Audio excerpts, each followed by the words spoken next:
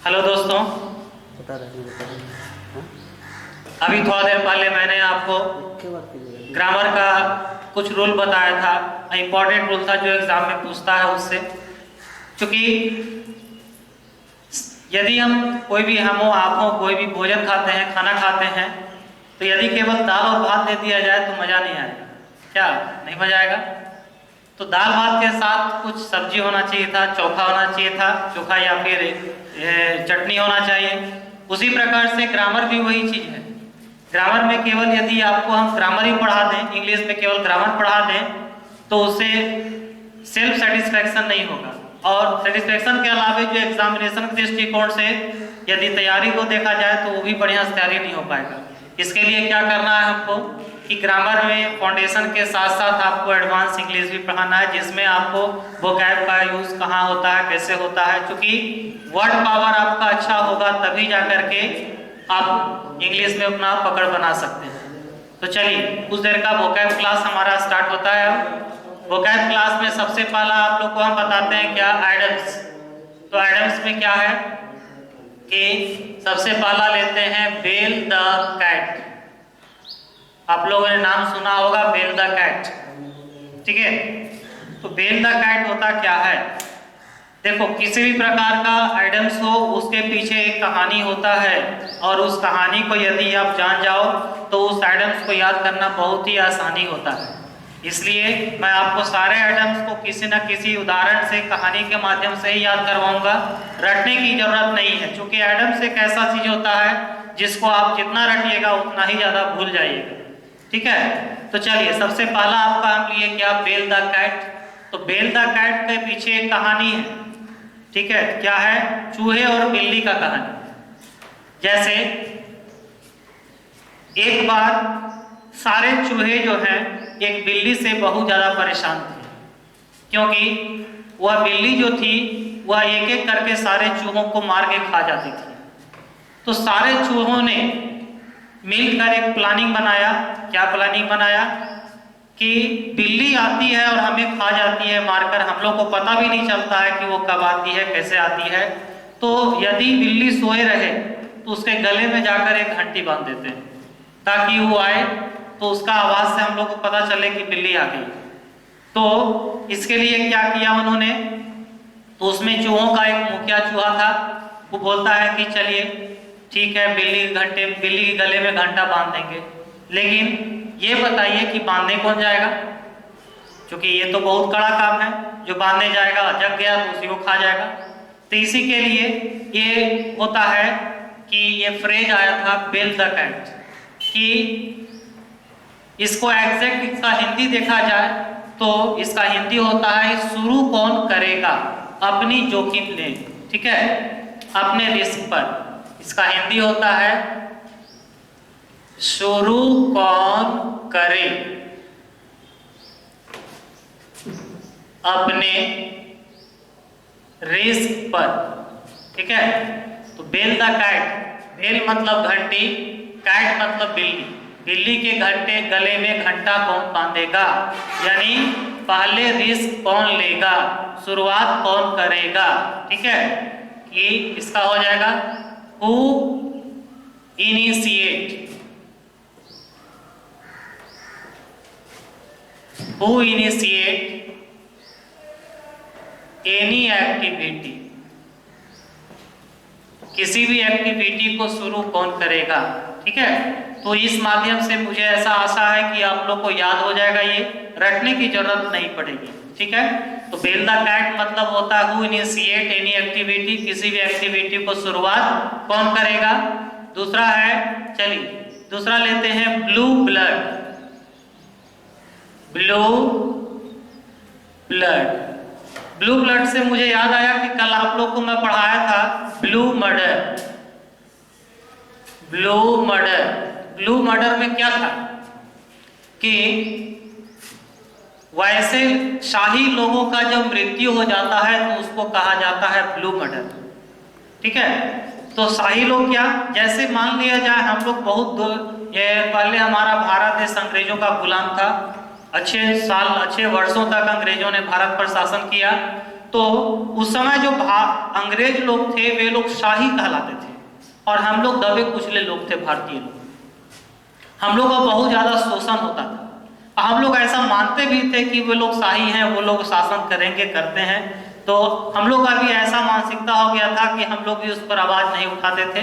बहुत सारे लोगों ने आवाज़ उठाया और उठाने के क्रम में दोनों के बीच में मतभेद भी हुआ, जिसमें यदि शाही व्यक्तियों का यदि खून हो जाता था तो ब्लू मर्डर कहलाता था।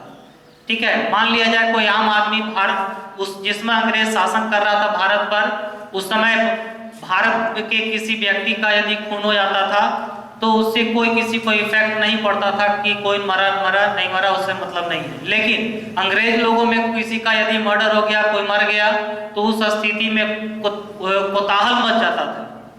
उस समय बहुत ज्यादा बवाल हो जाता था कि किसने मारा।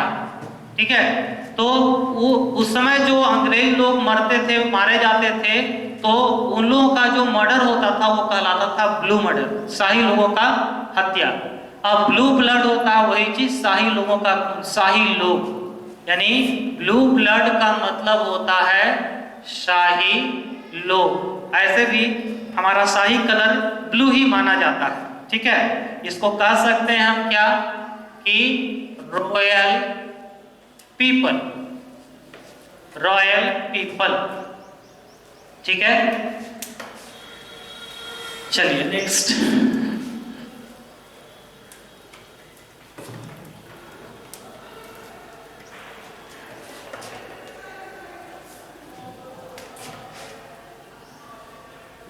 Strike while the iron is hot. Strike while the iron is hot. देखिए, लोहार के दुकान में कभी आप गए हैं? लोहार क्या करता है, जैसे नॉर्मल सी बात है, कोई लोहा को हम लेते हैं तो उस लोहे को बिना गर्म किए यदि हम अपने अनुसार मोड़ना चाहें तो बहुत ही कड़ा काम है।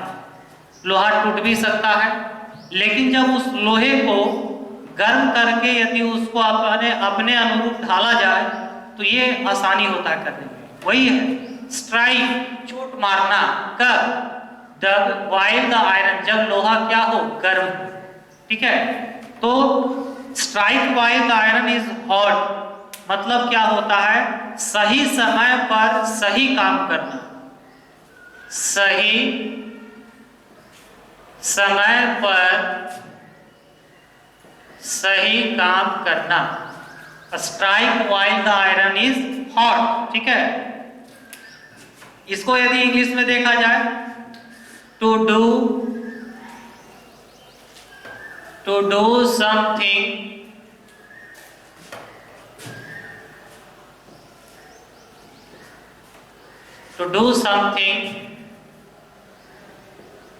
in the right occasion।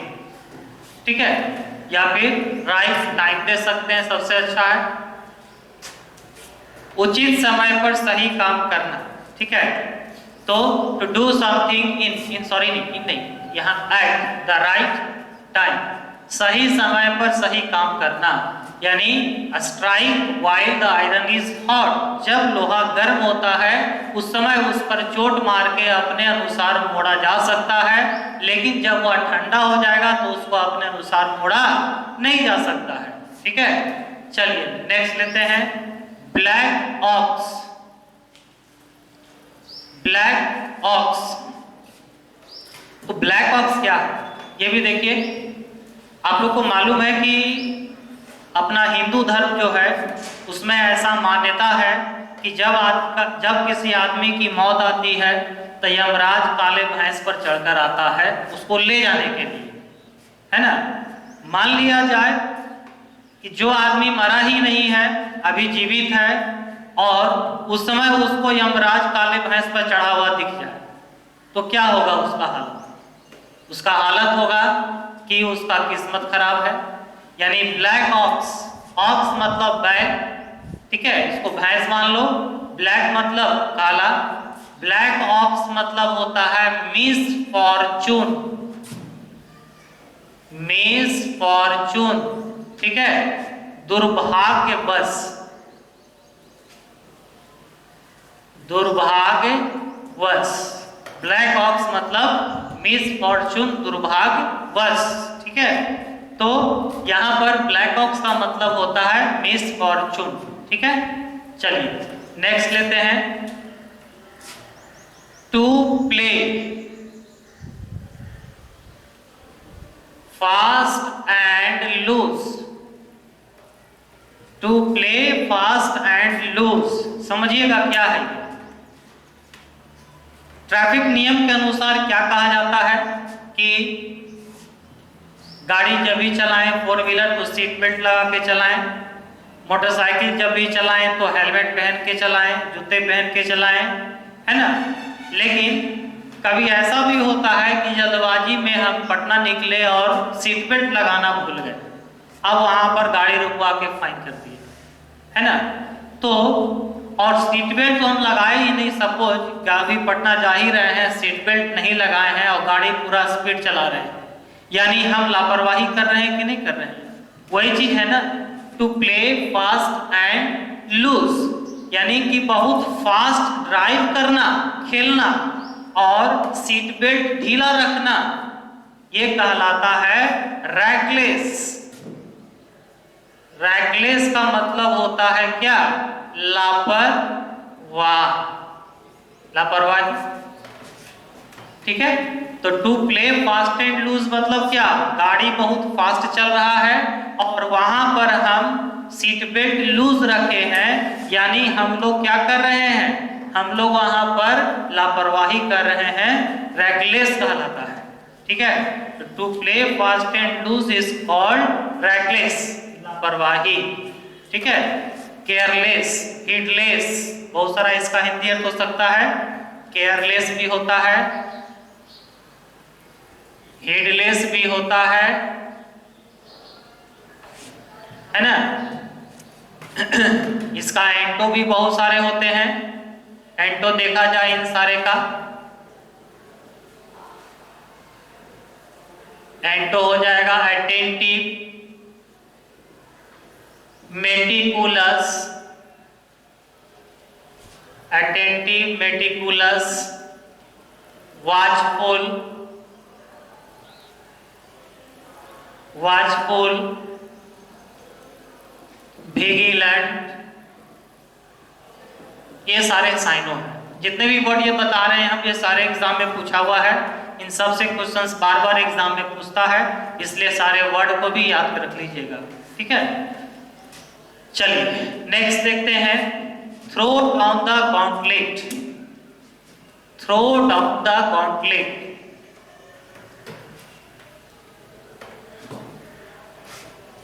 throw down the gauntlet, throw down the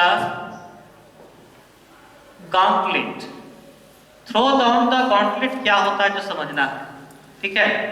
throw down the gauntlet, gauntlet क्या होता है, कवच, दस्ताना, और थ्रो, थ्रो मतलब फेंक देना। देखते होंगे पहले राजा महाराजाओं के बीच जब युद्ध होता था, तो युद्ध होता था तो सैनिकों के बीच युद्ध होता था, ठीक है। सैनिकों के बीच युद्ध जब समाप्त होता था और जब दो राजा एक दूसरे के सामने आते थे, तो उस समय क्या होता था, द्वंद्व युद्ध होता था।